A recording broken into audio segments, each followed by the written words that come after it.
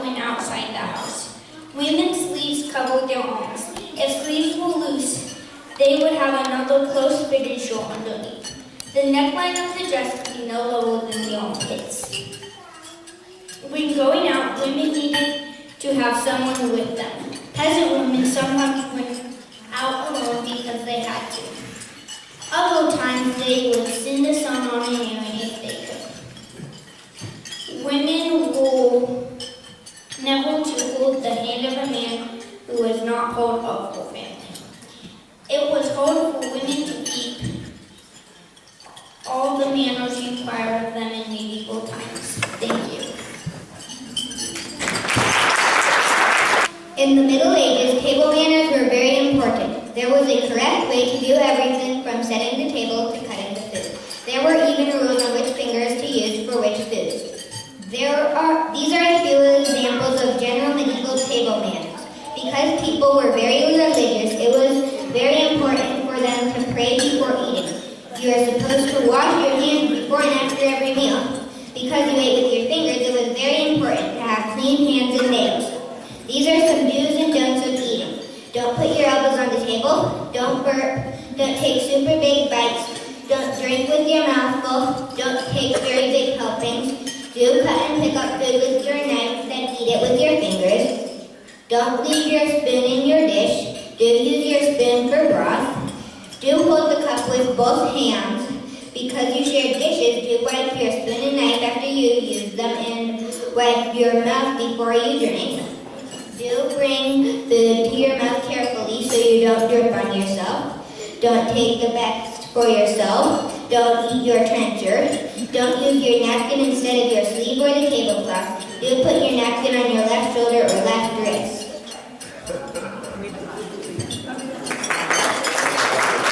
When I first learned about the feudal system, I thought it was a system with the king at the top, then the nobles, then knights, and then serfs or peasants at the bottom.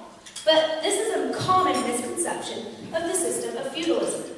The feudal system, defined by Pollard's English Dictionary, is a system in which people were given land and protection by people of higher rank and worked and fought for them in return.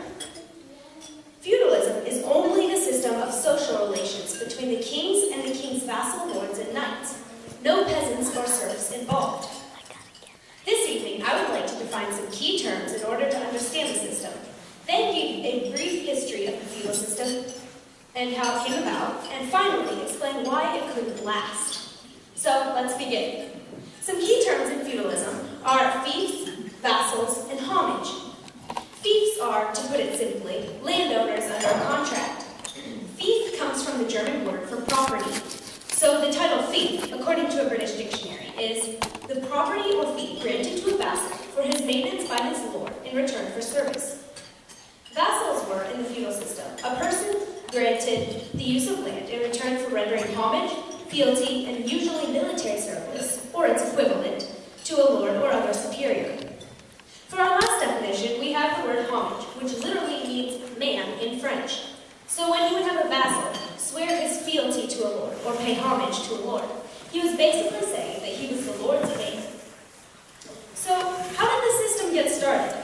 Well, when the Roman Empire fell, so did its government and rule of law. This led to widespread lawlessness and wars between the many Germanic tribes that now ruled the former Western Roman Empire.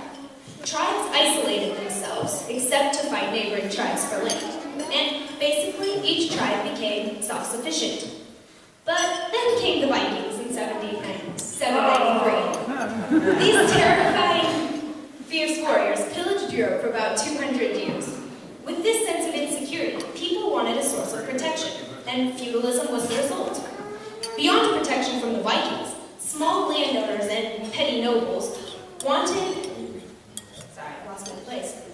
a source of protection. Beyond protection from the Vikings, small landowners and petty nobles wanted protection from each other. An article on feudalism from ageofschools.org says, warfare was endemic in the feudal period, but feudalism did not cause warfare. Warfare caused feudalism. In other words, these small landholders and petty nobles were easy targets for neighboring lords to attack. So, in paying homage, to a more powerful lord, they were offered protection from greedy or ambitious neighbors. So, why didn't feudalism last? One of the laws or sayings of feudalism was that the lord of my lord is not my lord. This basically said that if you are a noble who had sworn fealty to a king and then had other nobles or knights who were your vassals, they were loyal to you, but not necessarily loyal to your king. Another component of feudalism was that a vassal could be bound to more than just one lord. This resulted in a vast, tangled web of loyalties. These two factors led to many rebellions and chaos. As the peasant and merchant classes sought more stability and freedom, they began to look more and more to a national leader, like a king, rather than a local lord. As the power of the monarchs increased, the power of the nobles lessened, and this eventually brought feudalism to an end. Now, this topic on feudalism is far too broad to cover in depth in this speech. To quote H.E. Marshall in her book, The Story of Europe, to trace the rise of feudalism, or to explain all its various phases and modifications in various countries, would be impossible in a short space. But I hope I have given you a glimpse, or at least a glimpse of a glimpse, of the system of feudalism that dominated Europe during the Middle Ages. Thank you.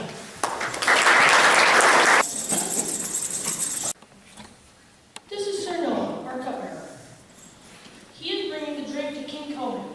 He will first test it for poison from a special drink, or from a special cup, like the one he's holding in his hand.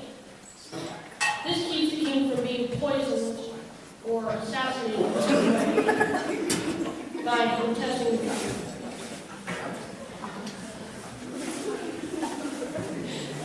Please raise their voices with us as the chorus comes around. Monks and labors of calligraphy have penned the words upon the backside of the program for that convenience.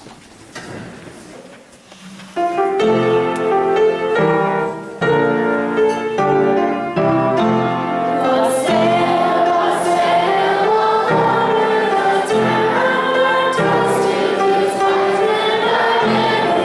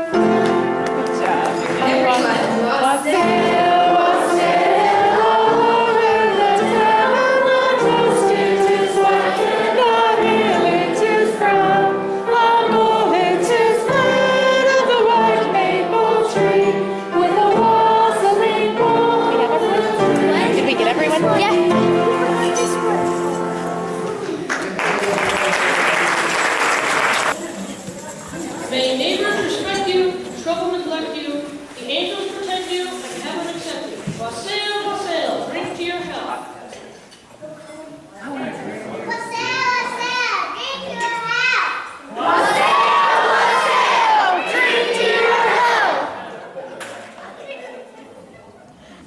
In the medieval times, salt was a most valuable spice. The salt was presented so that the most noble guests could sit above the salt and the others sat below the salt. Thus comes the modern saying that the honored seat is the seat above the salt.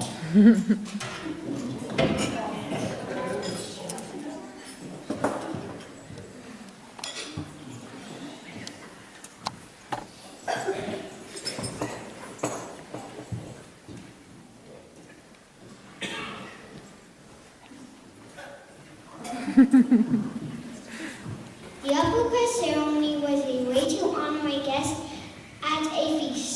In medieval times, a loaf of bread was baked by sliding it in the oven with long-handled paddles. It was left on the floor of the oven since the oven was black from baking. The bottom of the bread came out black. When the loaf of bread was removed, the top of the bread or apple crust was cut off and given to the most honored noble at the feast. The bottom of the bread was eaten by the lesser guests. This is believed to be where the term apple crust came from. When talking about the upper class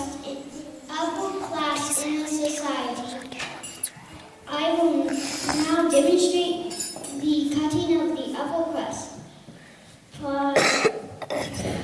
Presentation of it to one of our most honored guests.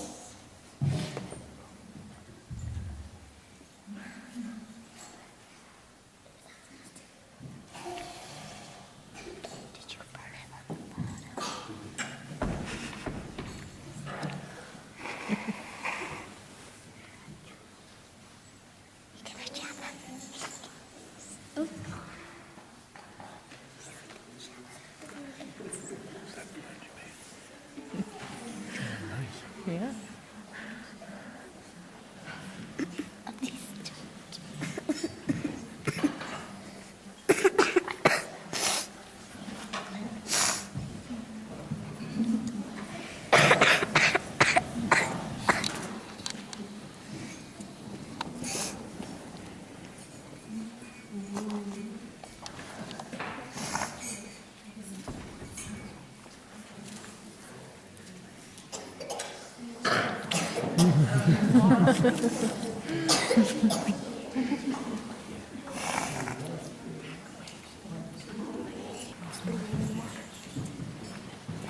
These two boys will not labor or wash our Royal Majesty's hands with specially scented water. They contain the water in a type of pitcher called an aquamarine, Latin for water and hands. An aquamarine is a ceremonial drug used for hygienic and ritualistic purposes, usually in the shape of an animal, person, mythical creature, seen from a story, etc., and made from metal or stone. Since we don't have access to a genuine aquamarine, we had to make do with a replica.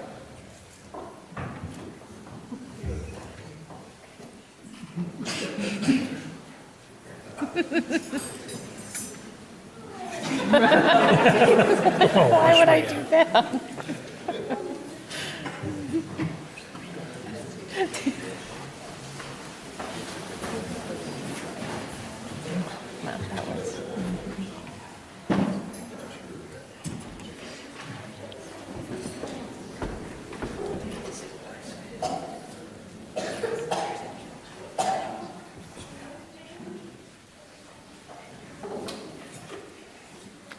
Doesn't his fur lining look good? It's duct taped on. What is it? So what is he, a Scottish? No, it's just a nobleman fur. 'Cause he gets to be. No matter what type or what culture you come from, we all need food. We all are affected by whether we have enough food, a steady supplies of food, and the variety. In the Middle Ages in Europe is no exception.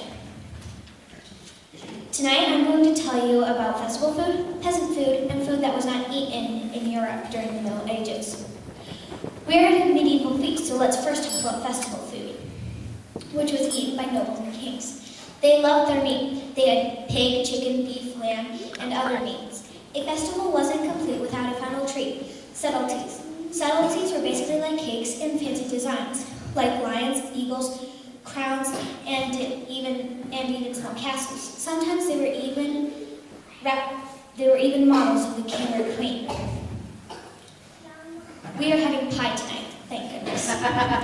Oh, did I mention that subtleties can get as big as 7 feet tall and 12 feet wide? Turning our attention to peasant food, peasants were farmers, so they ate what they grew on their farms. Things like wheat, oats, turnips, carrots, celery, and lettuce. What else do you sell on the farm? Animals, of course. Cows produced milk, which made cheese and butter. Chickens laid eggs, and pig, chickens, cows, and other animals were butchered for meat. Now, the meat was not seasoned with pepper or ginger or cinnamon because these spices were not introduced until later from the East. Other things the Europeans in the Middle Ages did not know about included strawberries, potatoes, chocolate, vanilla, or coffee. They did know about tomatoes, but they thought they were poisonous. In conclusion, food, both the amount and the variety, had an effect on everyone during the Middle Ages. To be prepared for a castle siege, lords would try to stockpile as much as 2 years' worth of food in their castles. A villager could face starvation if their village was raided by Vikings. And it was not until the Renaissance that explorers began to discover new and different foods and spices. Thank you. Thank you.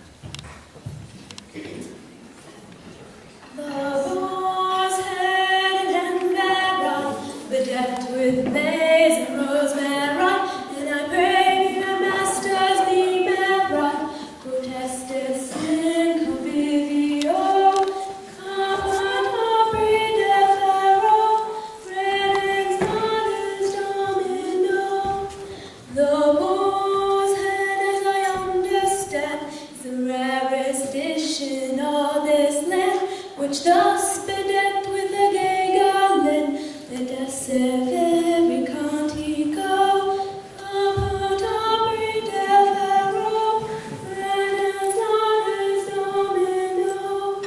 Our stewards hath provided this in honor of the King of bliss, which on this day to be served is in regency our trio.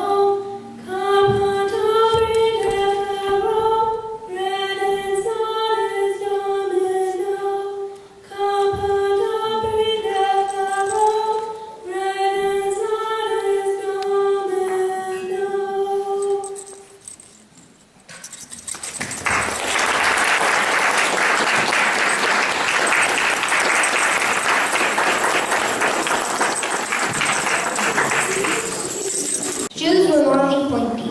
Sometimes the point was so long they had to tie it to their leg to keep from tripping on it. Noble women might wear a tippet. A tippet was a streamer-like piece of cloth that was attached just above the elbow. All women wore some kind of head covering. Veils, wimples, crowns, circlets, and headdresses are some head coverings that they wore. A veil was a light piece of cloth that was used to cover hair. A wimple covered the neck and was worn to keep skin white and freckle-free. A headdress was a frame covered with fabric. Some headdresses made the wearer look like they had horns. Nobility wore crowns and circlets. The crowns only had a few jewels. A crown looked something like this. A circlet was not as tall and fancy as a crown. It was more like a circle of metal, sometimes with jewels in it. Nobles wore circlets more than crowns, as crowns were reserved for royalty. Thank you.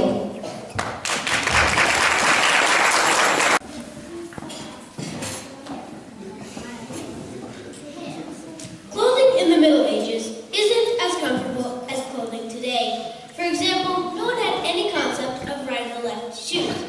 So they just made shoes that could fit on either foot. Also, no one had invented pockets yet. So they attached bags and keys to their belts.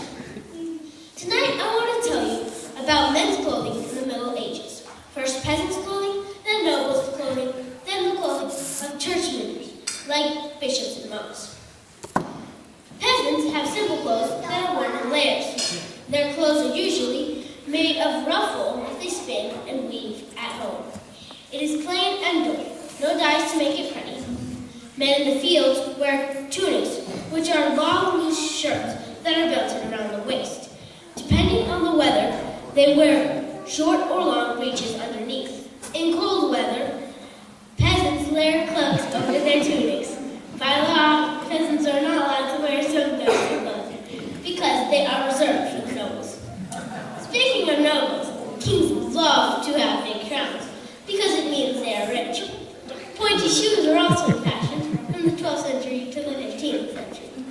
Rich people have bags called almoner bags. These contain coins or alms to give to the poor.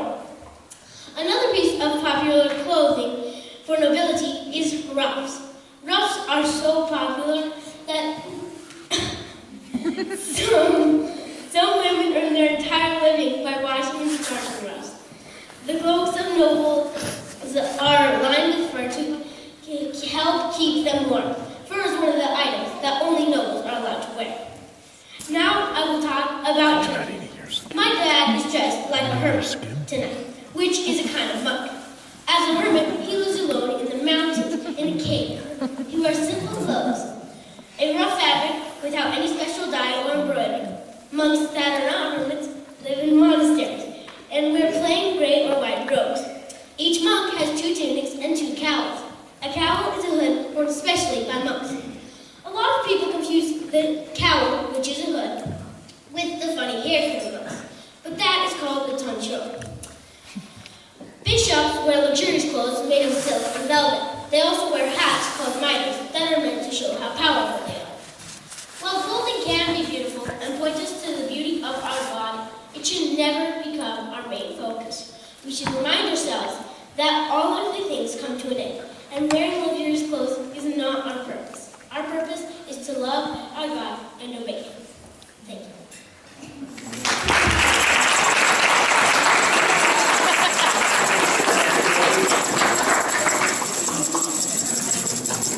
You'll just have to wait and see what I...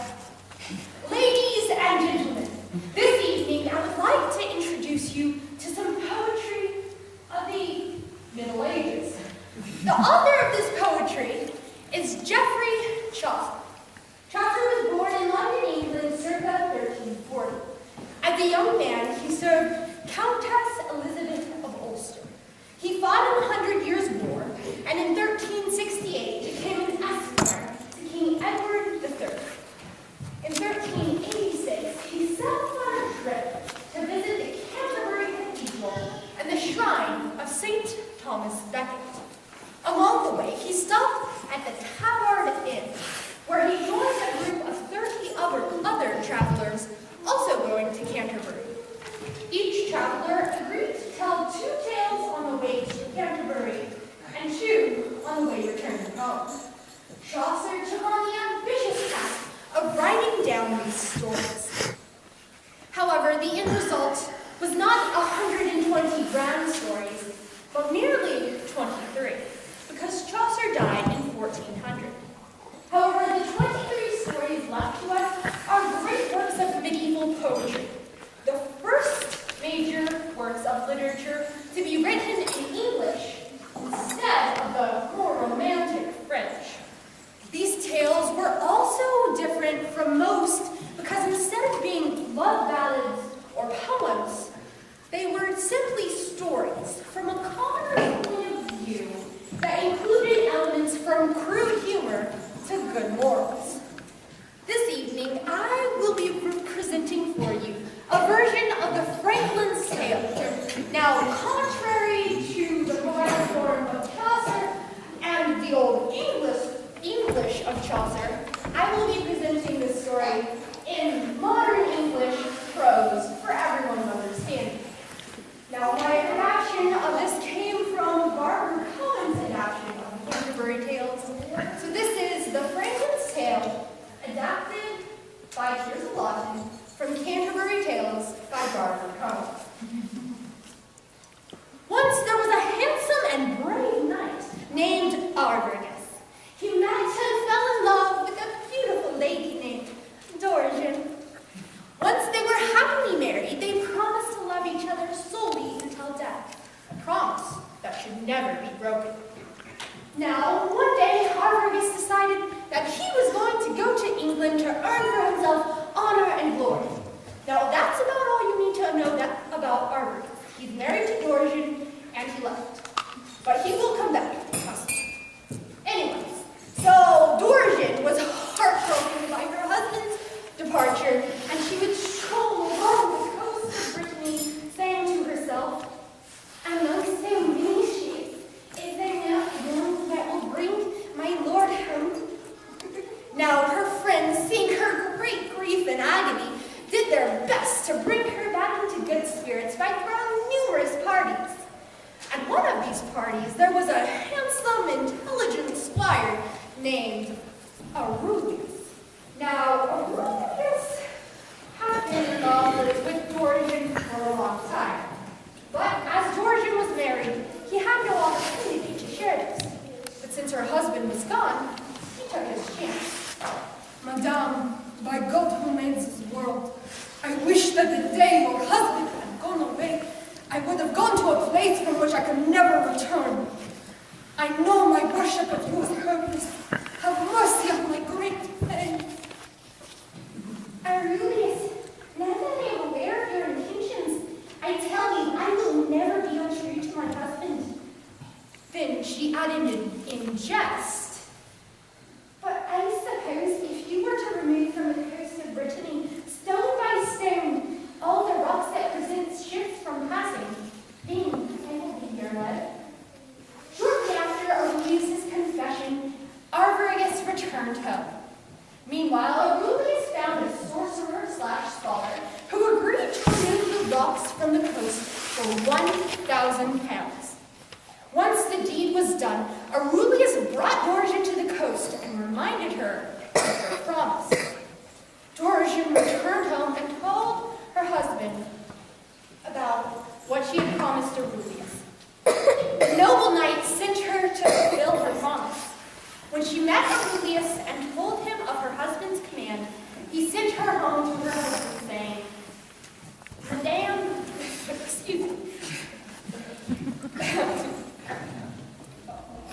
Madame tells this to your lord. I see his love for ye and your misery at this promise. I would rather therefore forever than come between ye and him. I take my leave of the best and truest wife I ever knew. Now Aurelius had given up a lady that he had promised to pay 1,000 pounds for. He now owed the sorcerer a hefty sum of 1,000 pounds. He had nearly 500 pounds with which to repay the sorcerer. So with a heavy heart, he came to the sorcerer and begged him for time to repay the debt. Didn't I keep up my end of the bargain? Certainly. Didn't you get the poison you wanted? With a sigh, Aurelius told the sorcerer of all that had happened. Dear brother, you all behave generously to one another. You, the squire, released the lady from her promise after her husband, the knight, gave her freedom to fulfill it. God forbid that a scholar such as myself can't be as generous as the both of you. Sir, I release you from your debt as if you'd just crawled up from a hole in the ground and I had never seen you before. I won't take a penny from you. Farewell and good day. Now I ask you, my audience, who was the most generous? The knight who gave up his wife to let her fulfill a promise? The squire who let his one true love go?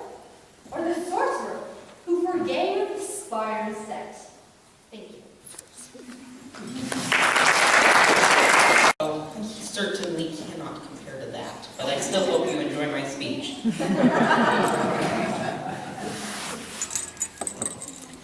So, by the way, my name is Jacob Ziert, and I will be talking about siege warfare tonight. There were two main types of military engagements during the Middle Ages. One, a pitched battle, happened on an open field where each army pitted their strength and numbers against each other. The other type of engagement, the one I will tell you about, is that of siege warfare, where one army attacks a castle and a garrison defends the castle. A specific definition of siege warfare, according to Collins' dictionary, is, quote, the use of offensive operations carried out to capture a fortified place by surrounding it, severing its communications and supply lines, and deploying weapons against it, end quote. Now, don't mix up the terms siege warfare and laying siege. The act of laying siege is one part of siege warfare. It is creating a blockade to block all the routes in and out of the city. Hopefully, this would prevent supplies from getting inside the castle and then starve the defenders into submission. In an account from the book Famous Men of the Middle Ages, King Henry V was attacking a French city during the 100 Years' War. He said, "War has three handmaidens, blood, fire, and famine. I have chosen the meekest of the three."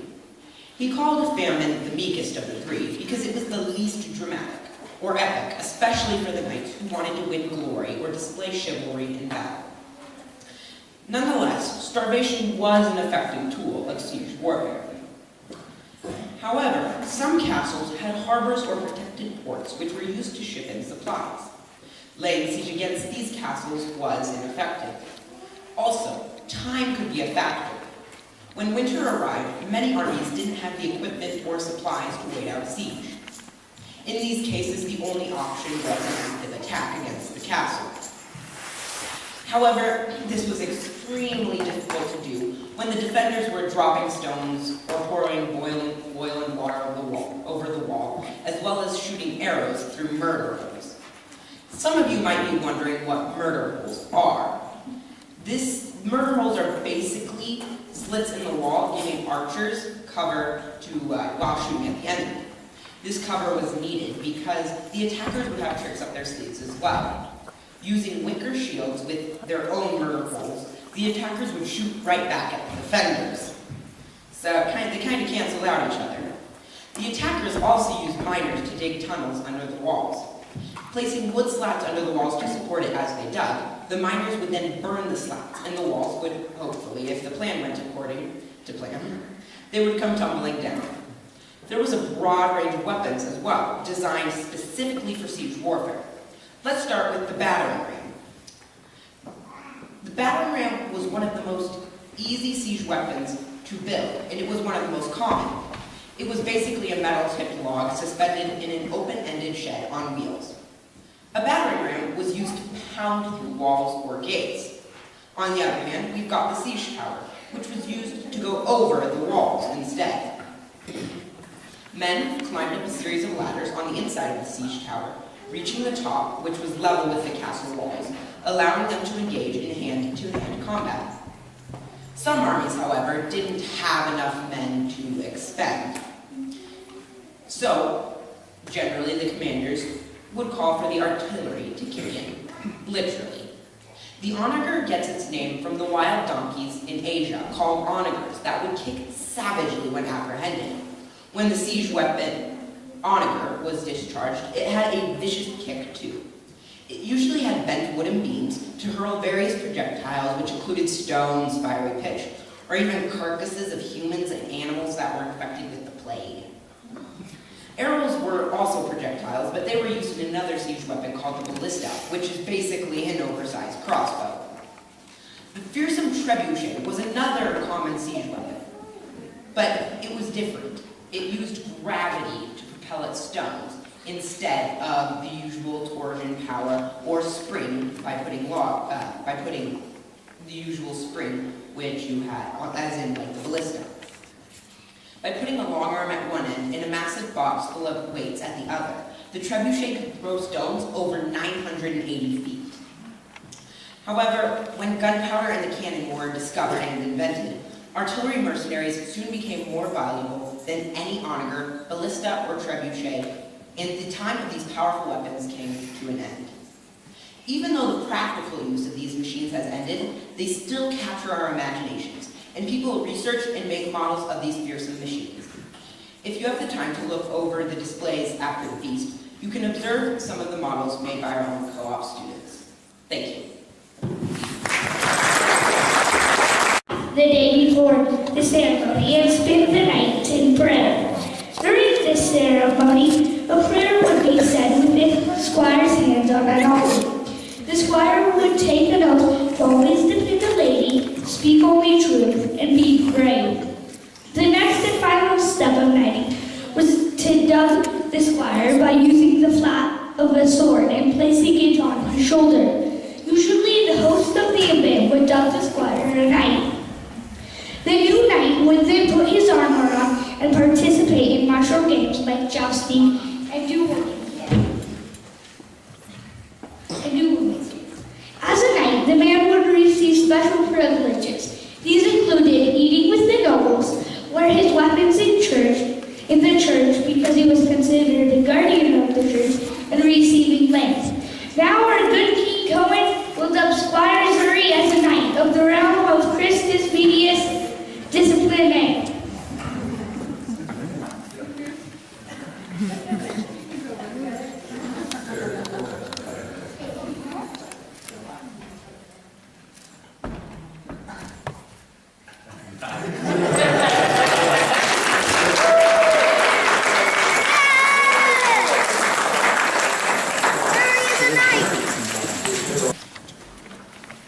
The noble classes. The word chivalry comes from the French word cheval, which means horse, and chevalier, which means knight.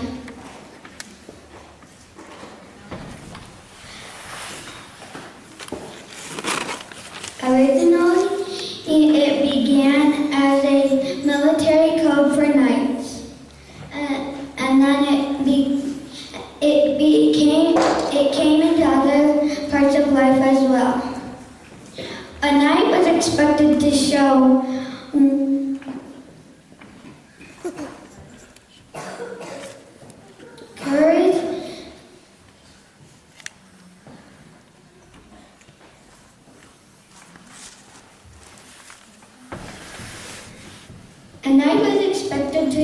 courage, honor, loyalty,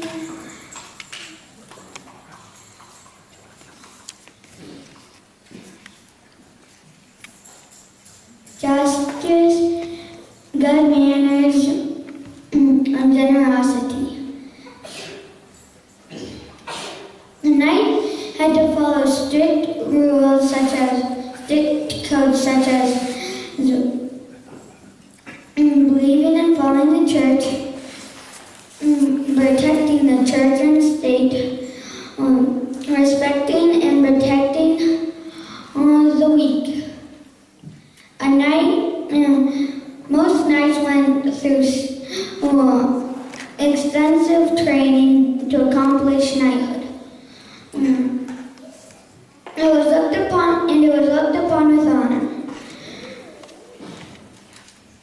But failure to uphold the rules can result in humiliating loss of knighthood. Thank you. Hi, everybody.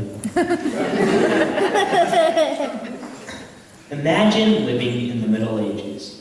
You need a way to identify friend from foe. Yeah, you could just walk up to someone and ask them, but if you're in a battle and you walk up to someone and ask them, "Hey, I'm fighting for King James. Who are you fighting for?" You could go one of two ways. Either you get a sword to the heart, which probably isn't that pleasant, or he says, "I'm fighting with you, so would you help?" Thus enters heraldry. Heraldry is a way to identify friend from foe by using cool and intricate designs on standards and shields. These designs are also known as family's coat of arms.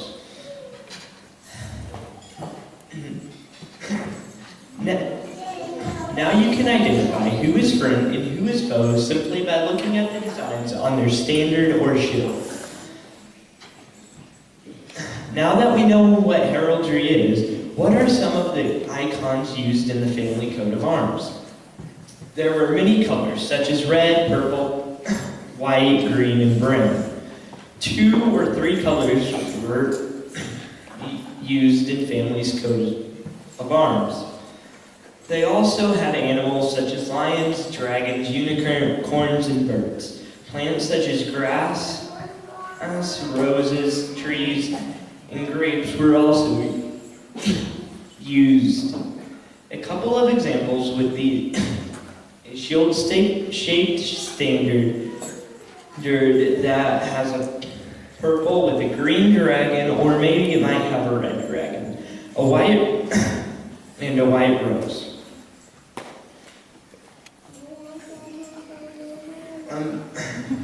A major battle in the Middle Ages was fought because of the symbols used in 2 families' coat of arms. This would be the War of the Roses. The House of Lancaster was represented by a red rose, and the House of York was represented by a white rose. This is why the war is called the War of the Roses. 30 years after the War of the Roses started, the House of Tudor was able to unite the houses of York and the houses of Lancaster through marriage. This created the Tudor rose, which is a red rose with a white rose in the middle. This is an example of how heraldry evolved depending on the families and who ruled. So next time you travel to Europe, make sure to take note of the heraldry that you find there. I personally enjoyed looking at the heraldry I saw, which have many intricate designs. Thank you.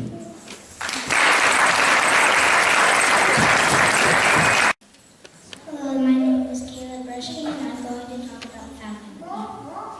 Falconry is the sport of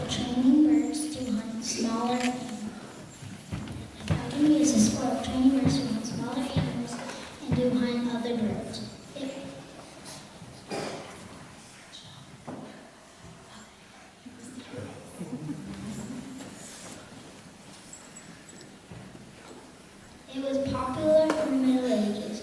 The people who trained the birds were called falconers. The falconers trained hawks, falcons, and eagles. Kings, lords, nobles, and other members of the upper class did most of the falconry. It was expensive, so only the rich people could afford it. Training the bird was hard and took a long time. The falconer would take one or more young birds from a nest. The birds needed attention or they would go away. The falconer would train the birds not to eat food or the birds don't get a reward. The birds had a special diet to keep them healthy. The birds had special cages called mews that were big enough for the bird to fit in. Falconers had training gear. Some of these were hoods, jesses, bells, and lures. Hoods keep the bird calm so the birds won't go crazy. Jesses are like leashes. They get tied to the bird's ankle so it won't fly away. The bells are so the falconer knows what the bird is. A lure is a fake animal used to train the birds. Training falcons was difficult.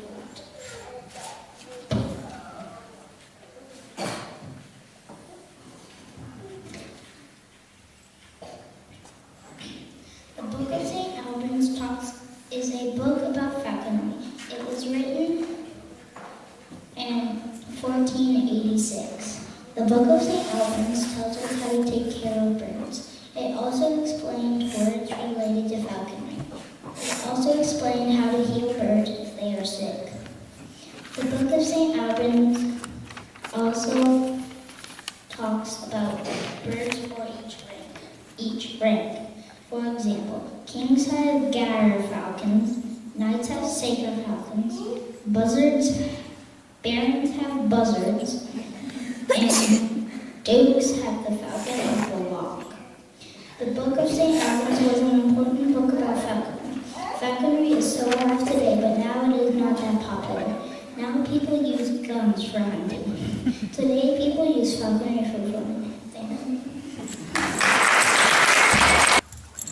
Thank you one and all for attending our medieval feast. Before you take us your leave, please help our humble serfs clean the great hall, and forget not to claim all of your dishes. Please appreciate the works on the display tables once more. A heartfelt thank you to all parents, students, siblings, and special guests who helped with all of the preparations for our medieval feast. Sir Adam will now come and close the festivities with a few words in the prayer. I really enjoyed learning about the Middle Ages. I hope you did too. I thank you for coming to this feast. Now let us finish this evening by saying the Lord's Prayer. Please join me. Our Father, hallowed be thy name. Thy kingdom come, thy will be done, on earth as it is in heaven.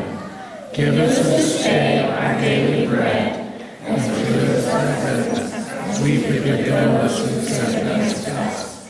And lead us not into temptation, but deliver us from evil. For thine is the kingdom, and the power, and the glory forever. Amen.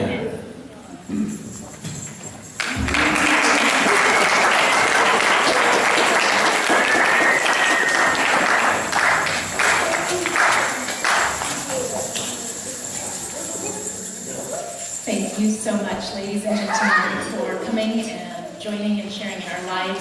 This evening, we are very grateful for your participation and attendance. The name tags of the guests, you are welcome to take those home with you. And yes, like Samuel mentioned before, there's still the displays to look at afterwards if you didn't have a chance to beforehand. Thank you again for joining.